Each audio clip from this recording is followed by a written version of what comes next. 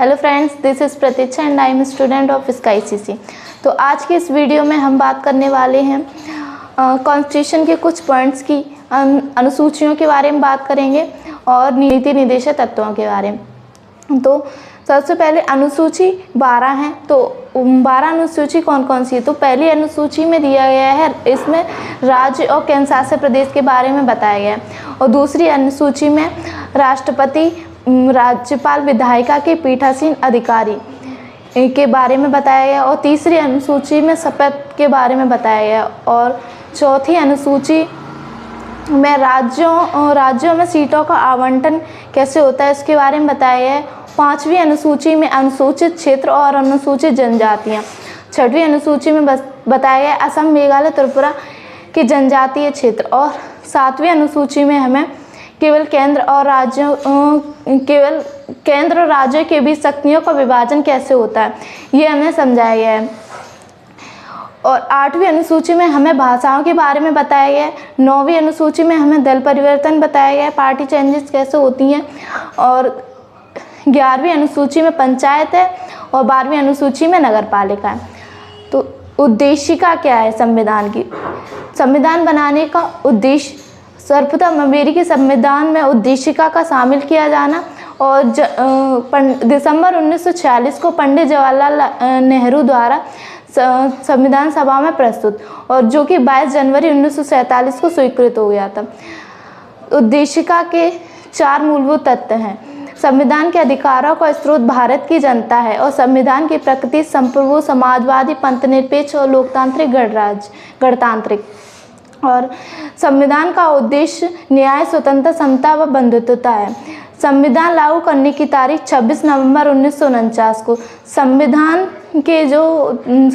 के उद्देशिका के शब्दों का क्रम क्या है? तो यह है, हम भारत के लोग प्रभुत्व संपन्न, समाजवादी, पंथनिरपेक्ष, लोकतांत्रिक, गणतांत्रिक, न्याय, स्वतंत्रता, समता, राष्ट्र की एकता, अंगीकृत, अधिनियमित और आत्मर्पित। अब जो कुछ अन्य प्रमुख बातें हैं इसमें कही गई हैं, जैसे उद्देशिका संविधान का भाग है। मूल ढांचे को प्रभावित किए बिना परिवर्तन संभव, सिर्फ एक बार संशोधन, 42वां संविधान संशोधन, समाजवादी, पंथनिरपेक्ष और अखंडता।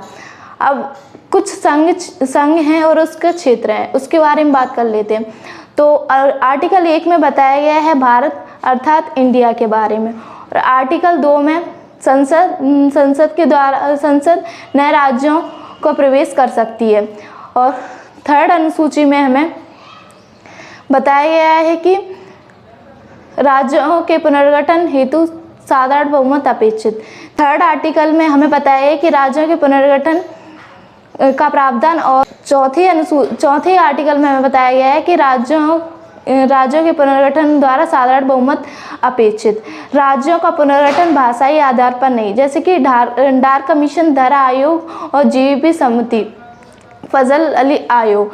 तो डार कमीशन, धरा आयोग और जीवीपी समिति, इन सभी का गठन भाषाई आधार पर किया गया है 1948 में। और फजल अली आयोग है, उसका गठन 1953 में किया गया था, भाषाई आधार पर नहीं परंतु एक राज्य एक फॉर्मूला, प्रशासनिक सुधार और सामाजिक सुधार और आर्थिक परिवर्तन।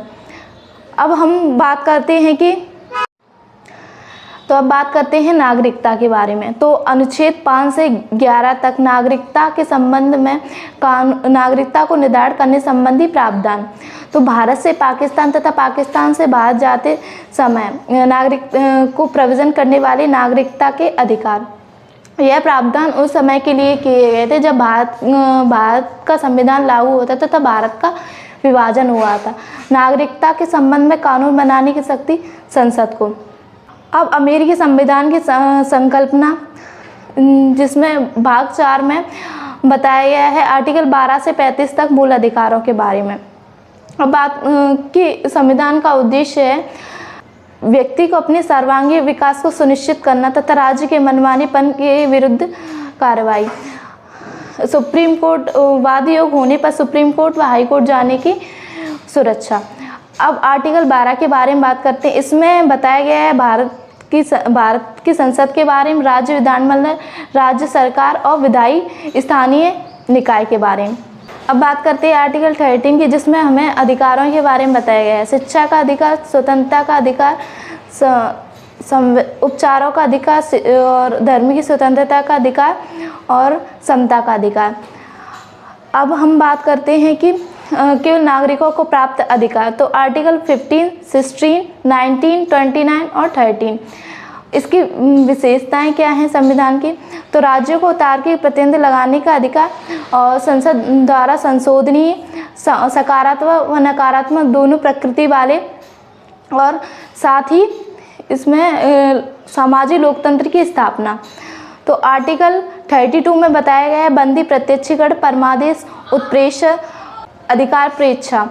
आर्टिकल 358 में जब केवल युद्ध अथवा बाहरी आक्रमण के आधार पर राष्ट्रीय आपातकाल लागू होता है तो अनुच्छेद 19 स्वतः निलंबित हो जाता है। और आर्टिकल 359 में बताया कि राष्ट्रपति आपातकाल के दौरान अनुच्छेद 20 में 21 को छोड़कर सभी मूल अधिकार निलंबित हो जाते हैं। तो फ्रेंड्स, आज के लिए इतना ही। करते रहिए स्टडी विथ हैप्पीनेस। जय हिंद, जय भारत।